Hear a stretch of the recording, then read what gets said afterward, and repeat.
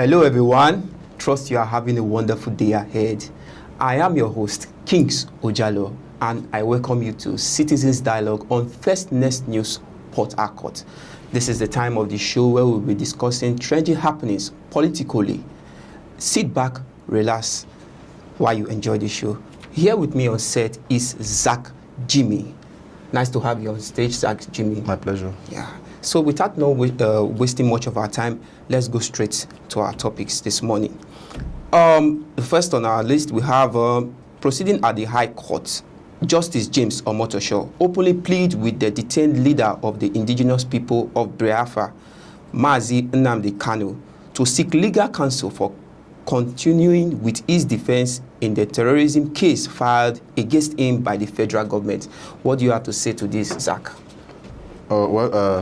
The issue regarding Nnamdi Kanu at this point in time is a very critical one, and he has been on the front burner of basically all news headline. And talking about Justice James Omotosho, the leader who is sitting currently on this case, yes. There's so much to be deduced from it. All right, so there have been so many controversies, and it's high time Nigeria looked back and then begin to seek for justice for the plaintiff and of the complainant, and of course Nnamdi Kanu in this case. All right, do not forget recently Nnamdi Kanu put off this trigger and said he doesn't want his legal counsel anymore, that he wants to challenge his case himself, want to stand and then defend by himself. But looking at the case himself, like I always mention, he has the right to do so. If you look at the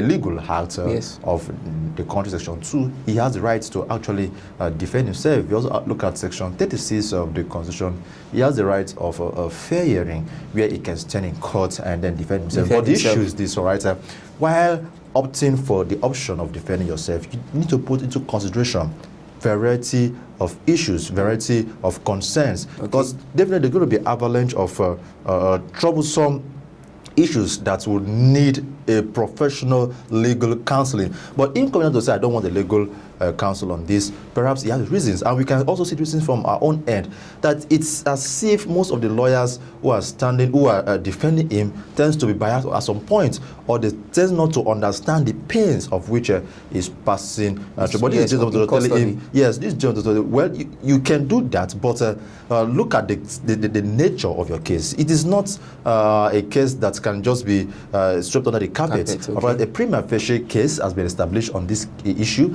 and looking at his stand currently in the society, it goes to tell you that the legal system, they are still concerned about his freedom. Do not forget also the Nigerian Medical Association came up recently to say Nnamdi Kanu is fit medically to stand trial. And I asked myself the question, how do we proceed from it? What is the way forward? Because in all of this, I am seeing back and forth. All right, what we should be seeing is a judicial procedures, all right, carried out either in favor of him or in favor of the court. But let us have a finalized judgment on this. All right.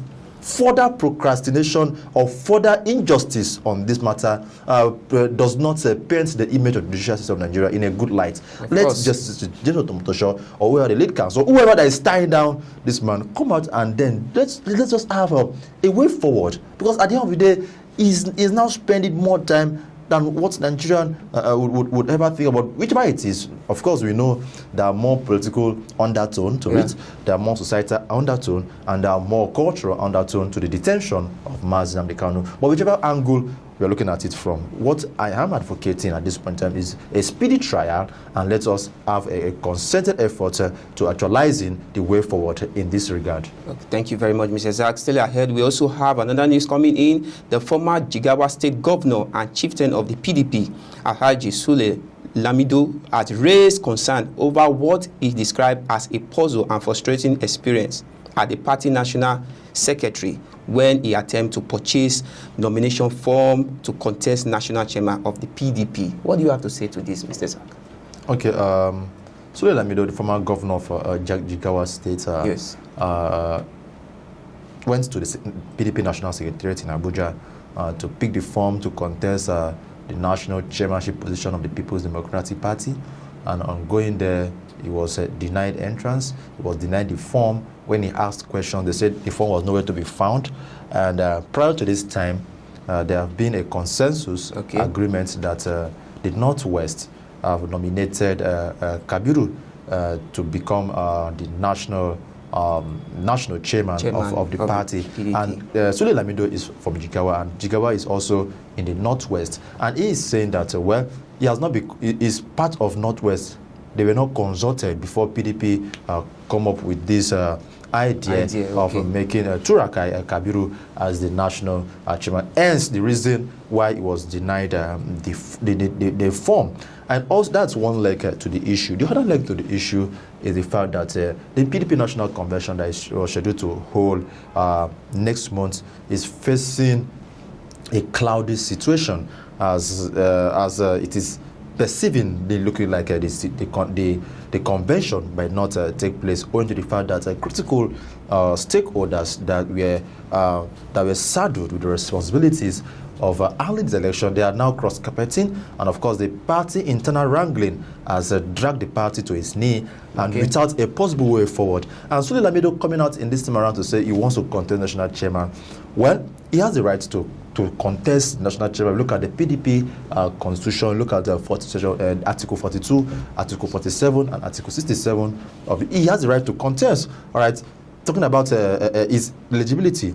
And let's also look at the Northwest, all right, filling the position of the PDP national chairman. The last PDP chairman that held from the Northwest was Mohammed Makarafi.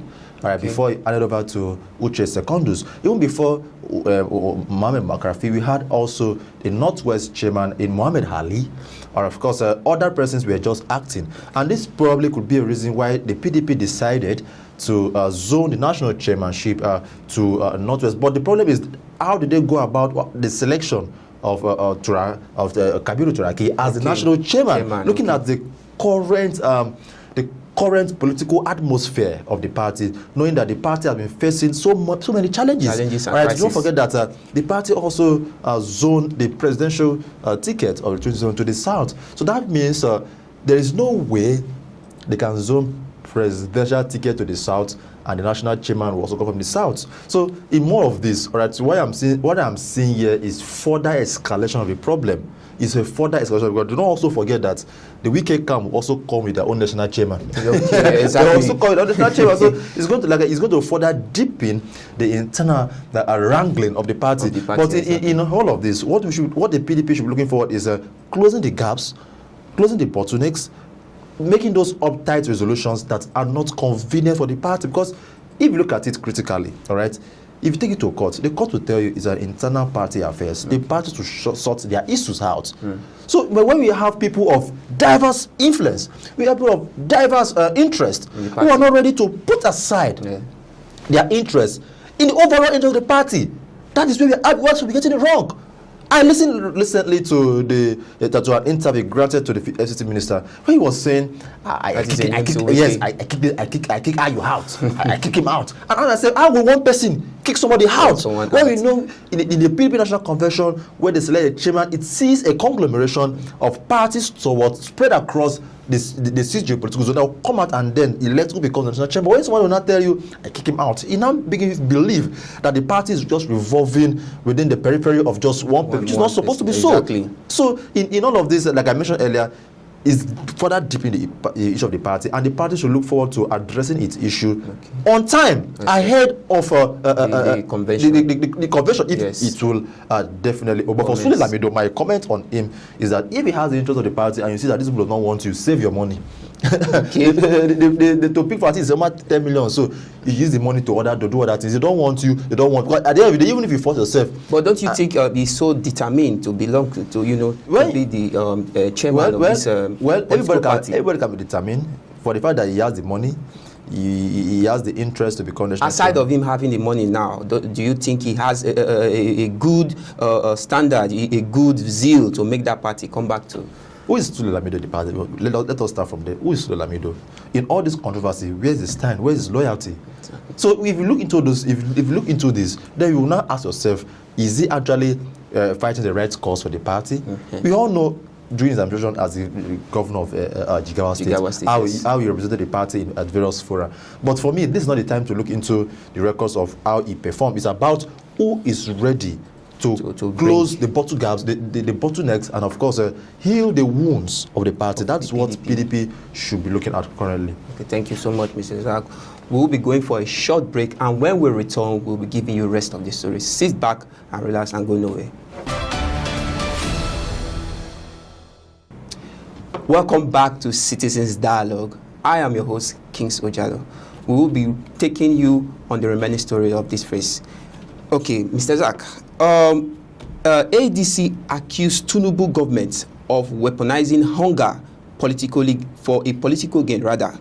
In a statement on Monday, Malam Bolaji Abdullahi, the ADC National Publicity Secretary, said the government claims to improve well food production was first and designed to deceive Nigeria into believing the economic was improved. Zach, actually, this I came across this article and I was wondering, what does the ADC publicity secretary? What is it? Is it a process? Is it trying to campaign to bring down the APC administration, or do you think these claims are right? What do you have to say concerning this? Okay. Well, ADC recently they have been playing the role of the opposition party, antagonizing the looking at their current state in the political template, yes, or political atmosphere that we're currently finding ourselves in the country. They're actually positioning themselves in that position where they can actually criticize the ruling government and do the job of the opposition party. But yes, well, let's ask ourselves the question, and let's be fair, because I believe for every story there are three sides: my side, your side, and the truth. But let us look at the side of the truth. Okay. What the ADC are saying, are they actually making sense or not? They say Bolaji Abdullahi is now coming out to say that the President Bola Ahmed Tinubu administration yes, should not weaponize, you should not use hunger or use poverty, whatever you call it, as a weapon for 2027 and all of that. Are they saying the truth, yes or no? Now, that question is being posed to every Nigerian at this hour. It's for Nigerians to answer the question: is the current country, the leadership of the current administration, are they actually using hunger as a yardstick to providing democracy? Are they actually using food? Are they using this minor or meager thing as a way forward to addressing the pressing need of the country? Then for me, I would tell you that they are actually using food to weaponize the people. You see, when you see someone that's poor and the person that is in abject poverty, the person don't want to listen to, how do I get a house? How do I get a car? Of course, his mind is towards his stomach. The food. Yes. And when the government that you are poor and that is the barest minimum of which you can go down with, survive, they will weaponize it with it. Well, and that is why they will give you rice. Exactly. They will give whatever they want. When you cry for protest, they will not give you car. When you cry for protest, they will not give you a good road. Exactly. When you cry for good health, they won't give you good health. When you cry for revitalization of the economy, they won't do that. But rather, when you cry for, when you protest rather for good health, they will give you one cup of rice, not one cup of rice. So that means they've weaponized food. But now, to the other end of the story, is it about the APC? Is it just about APC, or is a systemic thing in our country? The answer is yes. Right from the top of PDP, when people come out to cry, rice has become the resolution. Okay. In fact, they will brand the rice, christen it, and then give it to you as a sort of palliative. But before you interject, let me also further buttress the point of Bolaji Abdullahi. Okay. Yes, because in their own administration as the ADC, right, it's not about coming out to say, okay, Mr. President, uniting. What have they been able to do so far? Of course, Nigeria will say they are not yet in power. They are still they are still in the formative stage. But that doesn't actually mean that they cannot contribute their quota Of course, we've had big men and men already. Exactly. And constantly, very men from now, they'll be spending so much money on rallies and conventions, as the case may be. They can also contribute their quota in their little. Yes, but don't you also think what Malam Bolaji is also trying to do is to condemn, apart from condemning the present administration, the party system of the APC, don't you think is trying to make Nigeria to be discouraged about re-electing this present administration? But that's their job as opposition is to speak the heel of the society, point it out, let the people look into it, and then chart a way forward. Even in the United States, when we have the Republican and the Democrats, when the Republican governments are doing well, the Democrats will be silent. But when the Democrats are not doing well, as side by side, they will always have a way of, oh, come on, it's just accountability. It's just accountability. That is why the administration of President Bola Tinubu does not want anybody to hold him accountable. That's what I see it. Okay. But by the time everybody is cross-carpeting to one party, will you go and start asking your own leader to be accountable to who? Okay, well, but accountability can only come. Yes, accountability can only come when we have a multi-party system where we have the other person checkmating the other person. Right? But when we have the other person also checkmating, but if everybody is in one party, who is checkmating who?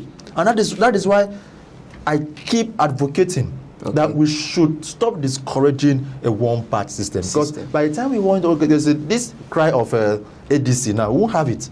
If ADC do not come out with it, or if ADC is merged into the PDP, Nigeria won't really know. Nigeria will know what's happening. Yeah, exactly. But because we now have opposition party, we are now seeing what is happening. So it's a multifaceted issue that needs to be well unpacked and well addressed by the people concerned. But the way forward in all of this, so that we don't spend more time on this, is that, Mr. President, when the people are yearning, the yearnings and the aspiration of the people should be looked into. You promised the people that you will do this, that, this, and that. You said so much. 2 years down the line, what are we seeing? You are still telling us that we are still progressing, that we are still in a according to him, it is the fertile stage, gestation period, that we are yet to give birth to the Nigeria talking about. But what are the measures? What should we be expecting? But we've not heard of that. What we are hearing is, come back 2027. That means it's all about politics and not governance. Exactly. Thank you very much, Zach, for having you on the show today. Thank you so much. Thank you so much for being with us. This is a Citizens Dialogue, and we'll be calling it a day on this segment. Thank you so much. I remain your host, Kings Ojalo. Bye for now.